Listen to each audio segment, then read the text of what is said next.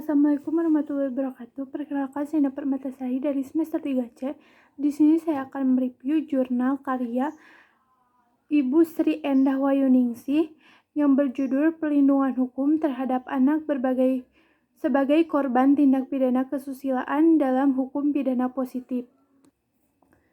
Perlindungan hukum bagi anak korban kejahatan kesusilaan dapat mencakup bentuk perlindungan yang bersifat abstrak atau tidak langsung maupun yang konkret atau langsung. Perlindungan yang abstrak pada dasarnya merupakan bentuk perlindungan yang hanya bisa dinikmati atau dirasakan secara emosional seperti rasa puas atau kepuasan. Sementara itu, perlindungan yang konkret pada dasarnya merupakan bentuk perlindungan yang dapat dinikmati secara nyata.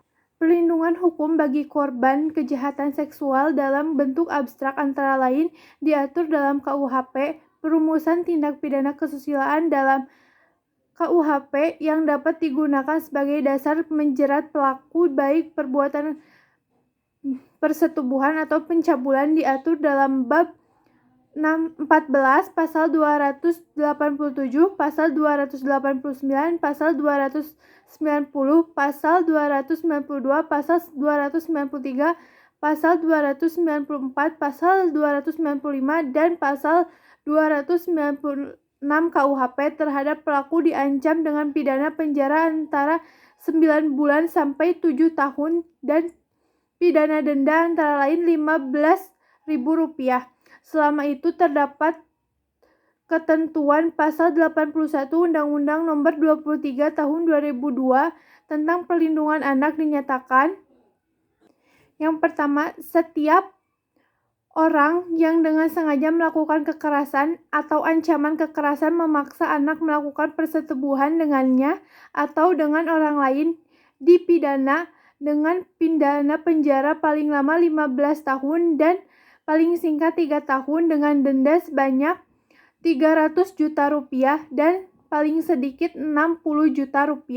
Yang kedua, ketentuan pidana sebagaimana dimaksud dalam ayat 1 berlaku pula bagi setiap orang yang dengan sengaja melakukan tipu muslihat, serangkaian kebohongan, atau membujuk anak melakukan persetubuhan dengannya atau dengan orang lain. Sedangkan menurut pasal ketentuan pasal 81 Undang-Undang Nomor 35 Tahun 2014 tentang perubahan atas Undang-Undang Nomor 23 Tahun 2002 tentang Perlindungan Anak dinyatakan bahwa yang pertama, setiap orang yang melanggar ketentuan sebagaimana dimaksud pasal 76D dipidana dengan pidana penjara paling singkat 5 tahun dan paling lama 15 tahun dan denda sebanyak Rp5 miliar. 2. Ketentuan pidana sebagaimana dimaksud pada ayat 1 berlaku pula bagi setiap orang yang dengan sengaja melakukan tipu muslihat, serangkaian kebohongan, atau membujuk anak melakukan persetubuhan dengan orang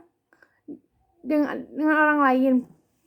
Yang ketiga, dalam hal ini tindak pidana sebagai dimaksud pada ayat 1 dilakukan oleh orang tua, wali, pengasuh anak, pendidik, atau tenaga kependidikan, maka pidananya ditambah 1/3 dari ancaman pidana sebagaimana dimaksud pada ayat 1. Selain itu, perlindungan terhadap anak juga menjadi komitmen pemerintah, yaitu dengan diperlukannya Perpu Nomor 1 Tahun 2016 tentang perubahan kedua Undang-Undang Nomor 2 Tahun 2002 tentang Perlindungan Anak. Sekian yang dapat saya sampaikan. Wassalamualaikum warahmatullahi wabarakatuh.